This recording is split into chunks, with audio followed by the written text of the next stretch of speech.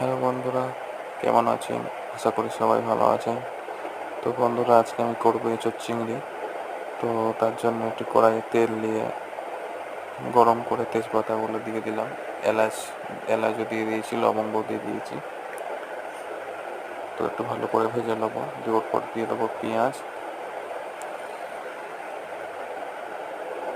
দিয়ে দেবো।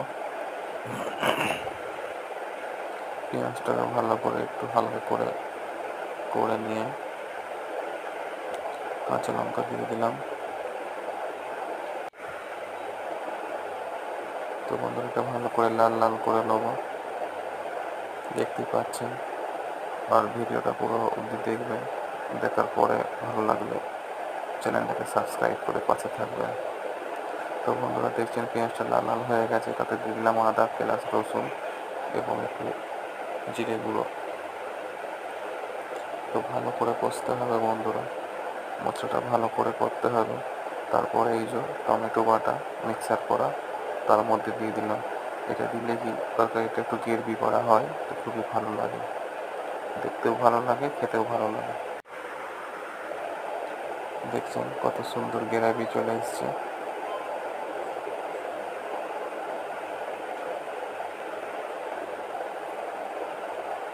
তাতে দিয়ে দেবো একটু নমক, মানে নুন, লঙ্কা গুঁড়ো।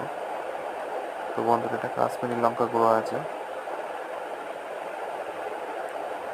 আর সব যাবতীয় মশলাপাতি যা আছে সবই দিয়ে দেবো, পরিমাণ হিসেবে দিতে হবে। হলুদ দিলাম।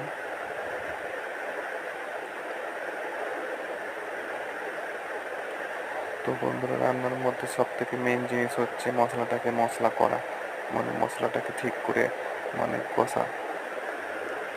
মশলা যদি ঠিক না হয় তাহলে তরকারিও ভালো হবে না। দেখতে পাচ্ছেন এখান থেকে তেল বেরোনো মানেই ব্যাস মশলা ওকে।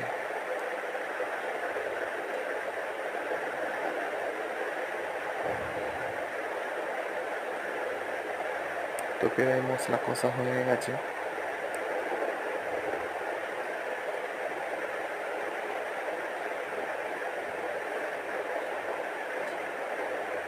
তো বন্ধুরা, দেখতে পাচ্ছেন আমি ভিডিওটা পুরোটা করতে পারিনি। তো বন্ধুরা, দেখে আলু প্লাস এঁচোড় আমি দিয়ে দিলাম এবং তার সাথে দিয়ে দেবো চিংড়ি মাছ। চিংড়ি মাছ অবশ্য দিয়ে দিয়েছি। তো বন্ধুরা, ভালো করে কষে নিয়ে পানি ঢেলে দিলাম। পানি ঢেলার পরে ফুটলেই হয়ে যাবে। তো বন্ধুরা, কমপ্লিট রান্না। দেখুন, ভালো লাগলে চ্যানেলটাকে সাবস্ক্রাইব